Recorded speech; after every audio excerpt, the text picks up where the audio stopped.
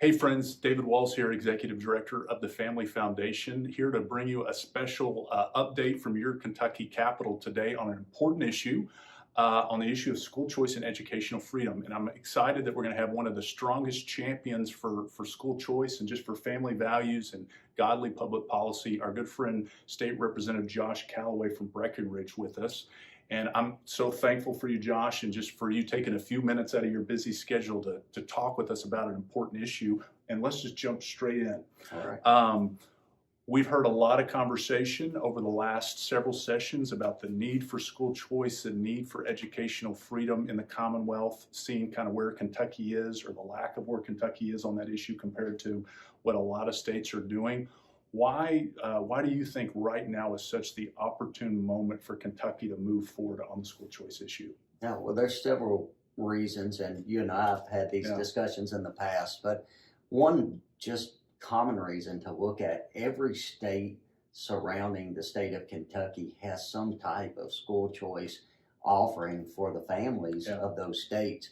And so there's the competitive aspect of it for our state, but really, it's about the kids. It's about parents having the empowerment to be able to give their kids the best fit for their child in regard to education. Yeah, and to say that, like we see in so many different areas of life, a one-size-fits-all model is not always what's best in giving parents and students an opportunity to have choice and freedom. So, Representative Calloway, as we sit here right now, we're a couple weeks into this legislative session. You have been a champion and worked on these issues for the last several sessions. We'll talk a little bit about the constitutional amendment that's been filed, but why does Kentucky need a constitutional amendment to address the issue of school choice? Kind of bring folks up to speed. That's kind of, as we sit here now, kind of the recognition that moving forward on a school choice amendment is the path forward for Kentucky. Well, a couple of reasons, but the primary reason revolves around the Kentucky Supreme Court. Yeah. So in 2021 session, we passed House Bill 563, which was kind of a narrowly tailored educational savings account program, kind of like a scholarship type based program. It was narrowed down to basically 8 counties and a certain amount of money for tax credits. And the Supreme Court struck it down, and they said that if we wanted to have any type of educational choice in the state of Kentucky, we needed a referendum on the ballot per the Constitution.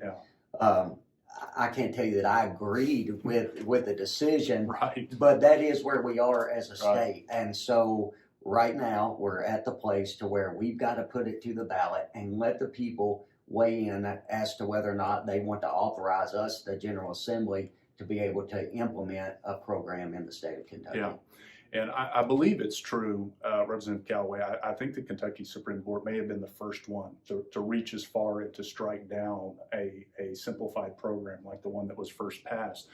But that's where we are now. Correct. Remind our supporters and those watching this videos, what's the kind of process, what's required here in the legislature to pass an amendment to be able to even put it on the ballot?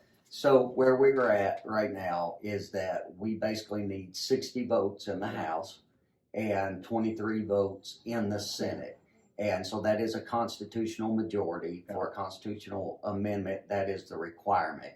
And so that's where we're at right now. We passed a bill out of committee last session, a constitutional amendment, and it had broad support. It wasn't going on the ballot until 2024. And so the consensus was, let's bring it back this session and see if we can get the votes to get it passed and get it to the ballot. Yeah. So if it's passed with 60 votes in the House, 23 in the Senate, then it would be set to go on this upcoming November's ballot. Correct. Let's talk a little bit about, you have filed now, you as you mentioned, had filed an amendment last year. You've now filed one again this year. Talk to us a little bit about what the amendment does in terms of the Constitution and what it doesn't do. Because, one of the things that I think will be helpful for folks to know is that, essentially this would help ensure that there's an opportunity to move forward with the school choice program. It would not necessarily prescribe a particular school choice program at this point. Correct. And that's where a lot of people get drug into Right. the weeds on this issue. And I've heard a lot of things already been said, but this is what this does. Yeah. It gives the people the opportunity to weigh in as to whether or not they want to authorize us, the legislature, to be able to implement a school choice program. It does not implement it. So what will happen if the public passes this on the ballot after we pass it here in the legislature, we would be coming back in next session and be working on tailoring a program for the state of Kentucky. There's a lot of different ways that can be done, a lot of different thoughts as to how it should be done, but the amendment does not implement the program. It authorizes us to be able to do so. Yeah. And remind folks that the amendment that you filed right now is House Bill 208. House Bill 208. And it's it's a couple sentences long. Correct.